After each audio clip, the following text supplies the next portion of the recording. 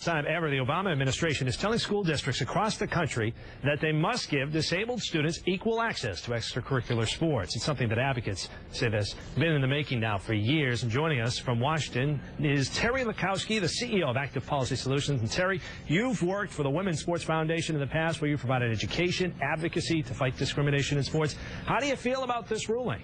We are thrilled. Today is a landmark moment for students with disabilities. The guidance that came out of the Department of Education is a clear pathway for schools to provide access for students with disabilities to participate in sports. We feel this is the new Title IX for students with disabilities. Why did it take so long, do you suppose, to get to this point today?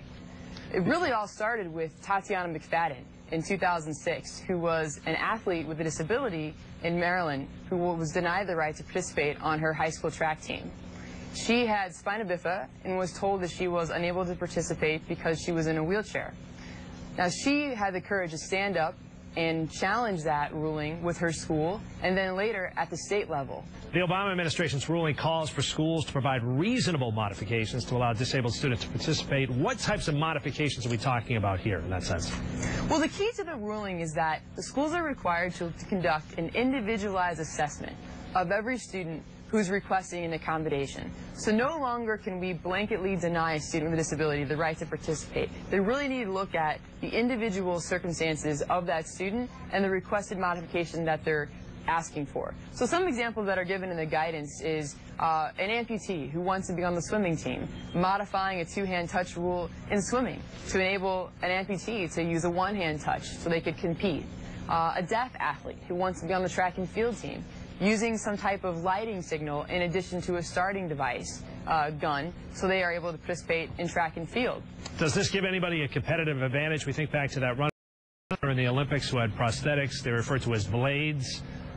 Could they have an edge? Some might argue they might.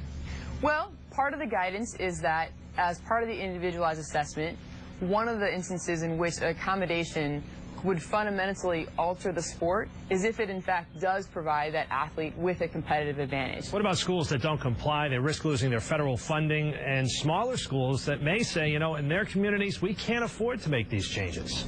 There's great models that have been working out there for years. I'll give you an example. The American Association of Adapted Sports Programs has formed a dual alliance with the Georgia High School Athletic Association, and for years have been running comprehensive adapted programs for students with disabilities in every sports season.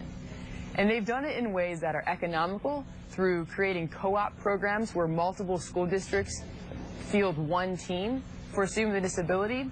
And they have it going all throughout the state of Georgia, which includes obviously some rural areas. So if we can figure this out in Georgia during the worst of the economic times, I'm sure we can figure it out on a national level as well. Well, I think everybody would agree, Terri, that everyone should have the opportunity to participate in athletics across the country and around the world, really. Terri Lakowski, CEO of Active Policy Solutions, thank you so much for your time today. Thank you for having me. Tingsboro teenager hurt in that snowboarding